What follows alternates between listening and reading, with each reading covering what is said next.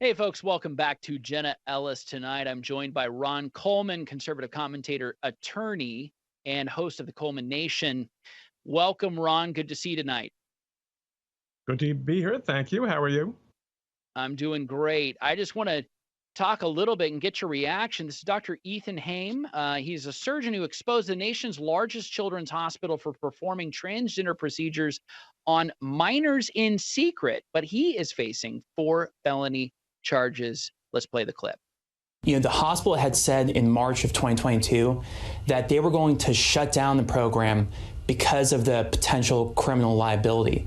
This was in response to an opinion released by Ken Paxton a few weeks before saying that it could be investigated as child abuse. So they were giving every indication to the public that they were shutting down this program. But I worked there, I did surgery there.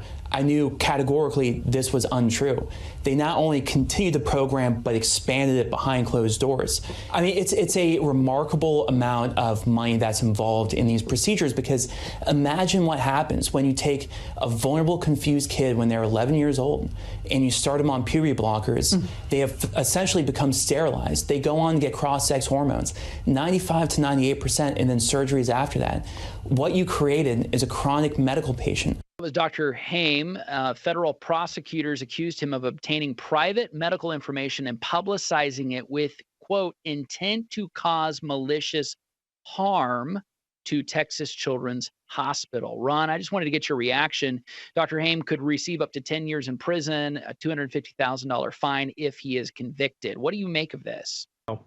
It's just another example of politicization of the law enforcement system in this country. I don't know whether he had or took access that was unauthorized. I don't know the details of where his information came from, but I do know that the swift and serious federal involvement in this situation is nothing but political payback and a warning to anyone else who comes between the Biden administration and its studied and determined policy to ruin as many children's lives in this country with transgender madness. Yeah. It is a wicked ideology when you think about this. I mean, it is like a religion. It is like a cult. And it is being foisted upon the young and the innocent and many naive. And it is up to us to defend them and to protect them.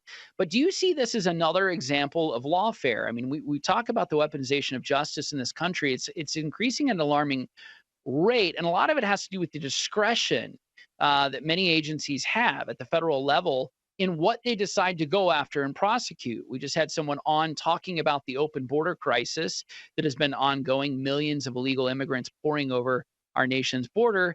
It seems as though there is no end in sight to that.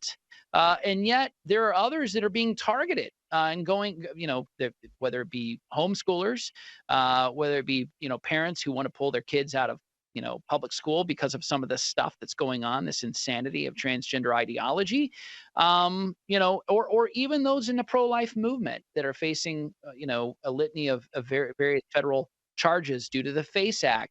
It seems as though there is a great deal of broad discretion that is being applied to the law, what laws are being enforced, what laws are being completely ignored. Your thoughts?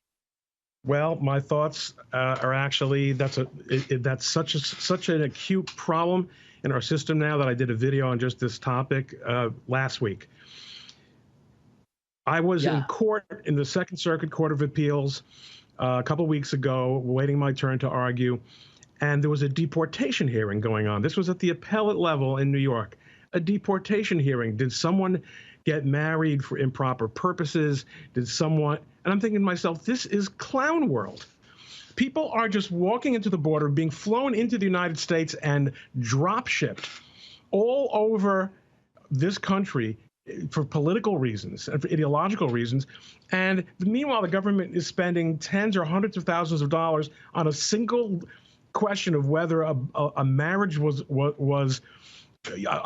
a farce for purposes of the immigration laws. There are too many laws. There's too much discretion vested in prosecutors. Judges have become callous and out of touch with what's going on here. Yeah. This prosecution of Dr. Chaim is absolutely nauseating. Again, I don't know if he committed this supposed offense. I just know that the choice that was made to fall on him was political. Yeah. Ron, great thoughts as always. Thank you for joining Jenna Ellis tonight. Folks, it's been a pleasure. I'll leave you with this quote from Ronald Reagan. Freedom is never one generation away from distinction. We didn't pass it to our children in the bloodstream. It must be fought for and protected, handed on for them to do the same. Thank you so much. Good night and God bless.